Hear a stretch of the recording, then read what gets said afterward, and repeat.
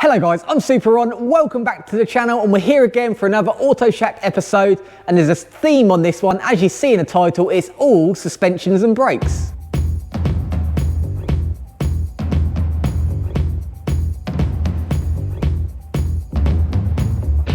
So first on the list is this B7 RS4. This is the same car I did the carbon clean with the walnut blast in a previous episode.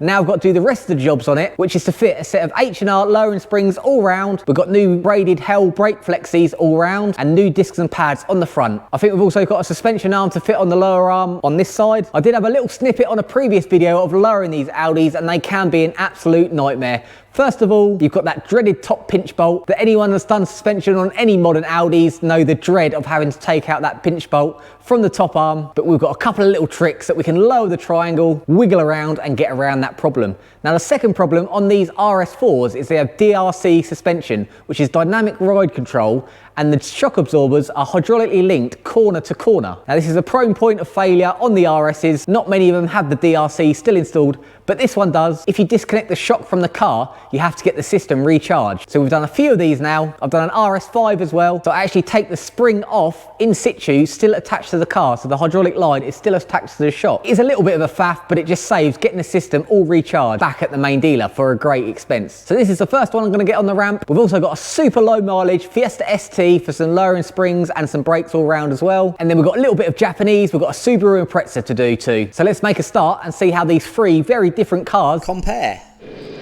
And we're all up on the ramp, and as you can see at the front brakes definitely need replacing. And we'll do the disc and pads, and then here's the suspension. There's the DRC hydraulic line there, so that's what we've got to keep connected. And it looks like the bracket's broken, so we'll fix that as well. But here's all the new bits, new discs, H&R springs, so we'll get the lowering springs on as well. And under here, this is the arm that needs replacing. You can see the boot split there and how corroded the discs are, so we'll get all that changed.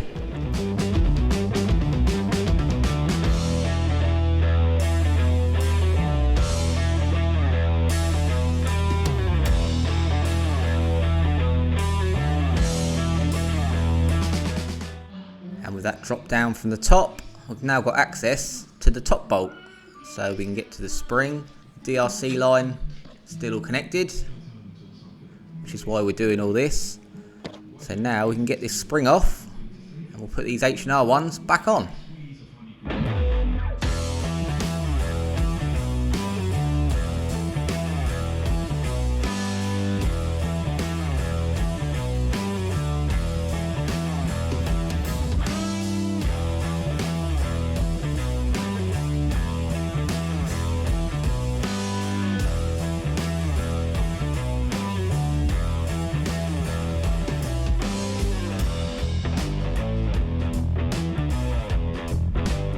And all on, pinch bolt all intact, onto the other side.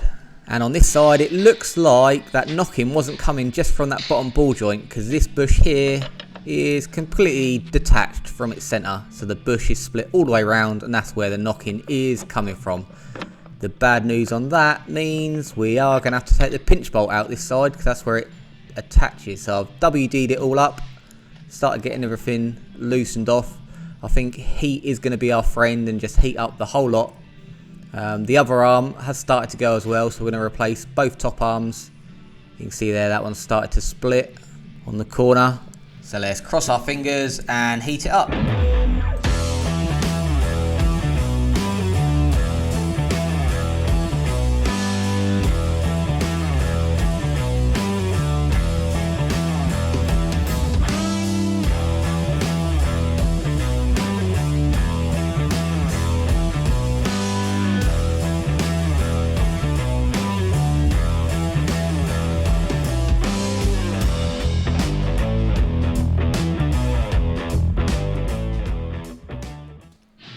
And great success, we've got it out without snapping. They were so corroded in, even when the pinch bolt was out.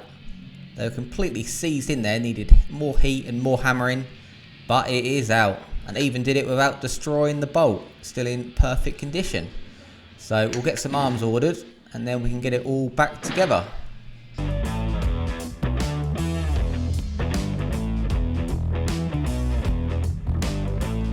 And new arms back on, new springs back on. We're all back together. Greased everything up, so it should come apart if it needed. New bottom arm all on as well. So this side is all good to go. So next up, we've just got the springs to go on the back. And they're not coilovers on these, they're separate. So it shouldn't be so bad to do. Just got to get this splash guard out and drop the arm down. And then we've got some braided brake lines to go on as well. So we'll get on with it.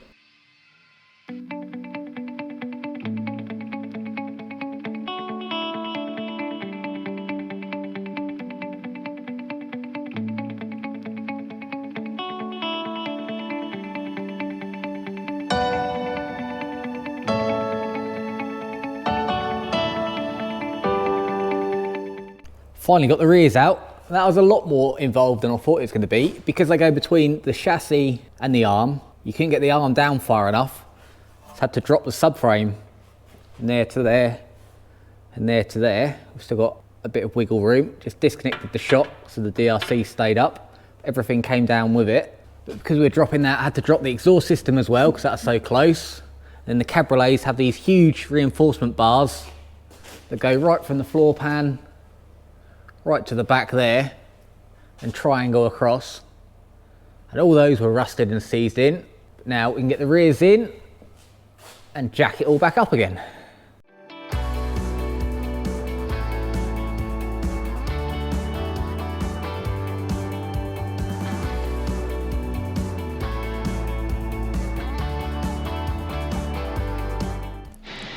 And just before we put the brake lines on, I'm just going to fix this DRC bracket. Should be attached there. You can see someone's had a little weld before. Let's get out Mr. Mig.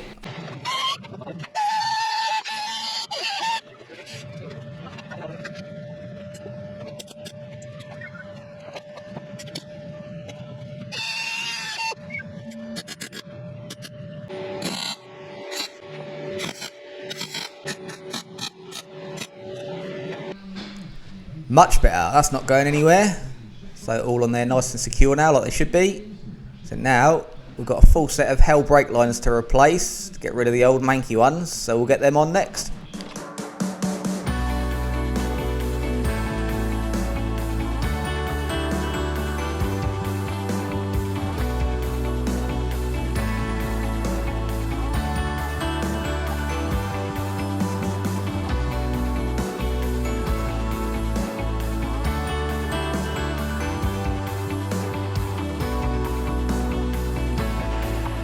And all back on and looking much fresher. Got all the pads changed. These have 4 pads per caliper. So there's 8 in total on the front of these RS4s. Got the new genuine Brembo discs. And got the other side all done as well. Got all the new brake lines on all around. So we need to give it a good bleed up now. And because they're 8-pot calipers, they've got 2 bleed nipples. They've got one here and one here. So let's push some fluid.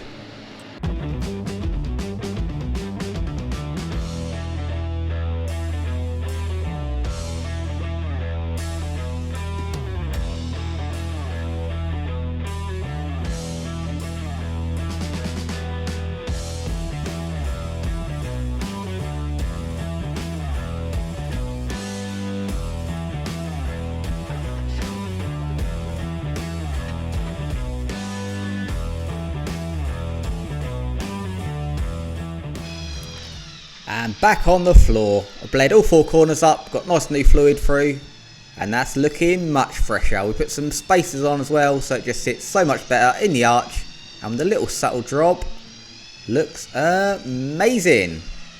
So now we'll get this one off and on to the next one. And next up we've got this Fiesta St in. We've had this a few times, super clean car, 20,000 miles, and this week I've got to fit some Mountune suspension to it. Some nice high quality stuff. We'll get that on now.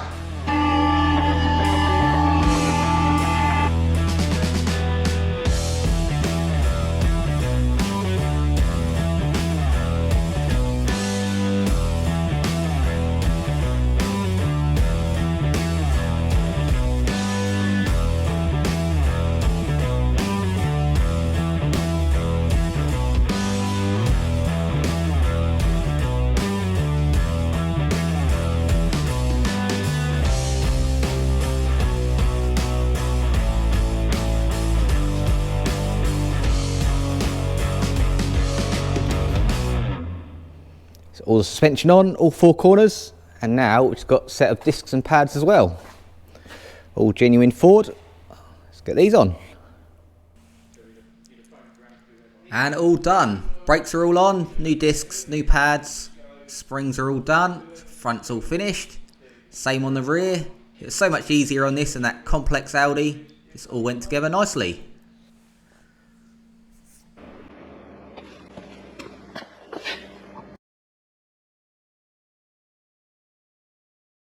Next up, we've got this cool little Subaru Impreza. And we've got some Eibach lowering springs to go on that. But when I opened the bonnet, I was quite surprised to find under this Scooby Scoop is in fact a diesel. It is still all-wheel drive, but I wasn't expecting that.